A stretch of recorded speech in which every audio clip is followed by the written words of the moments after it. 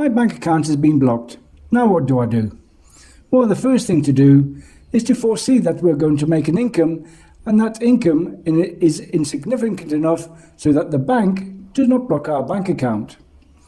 This means informing the bank beforehand where your financial means come from, and informing the bank every year when you make your tax returns in your country, and informing the bank and always updating your financial information and where the income is coming from, and informing the bank at least once a year.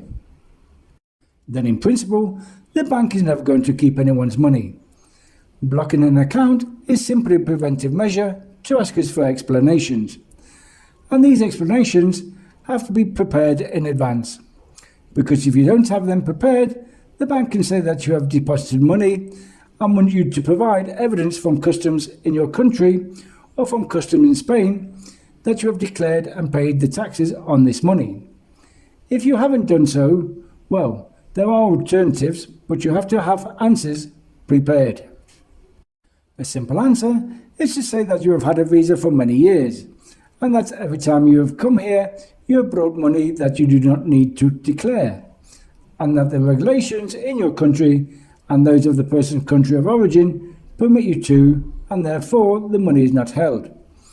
It is a very valid answer that the bank will accept without the need to have gone through the customs declaration tax payment process. If it has been transferred via a deposit from a bank account, there are also answers. It may be that you have lent the money to a friend or relative and they have returned it to you, but you always have to have an answer as to where the money came from. It cannot be that the bank blocks you and asks you questions and you do not have a valid answer. That is a serious problem, because you have not been updating your financial data or source of money every year or when opening the bank account, and on top of that, they do not make a deposit and you do not know how to give an answer. Then it is a serious problem. These two answers, in principle, that I've given you and others are also totally feasible to avoid paying customs taxes.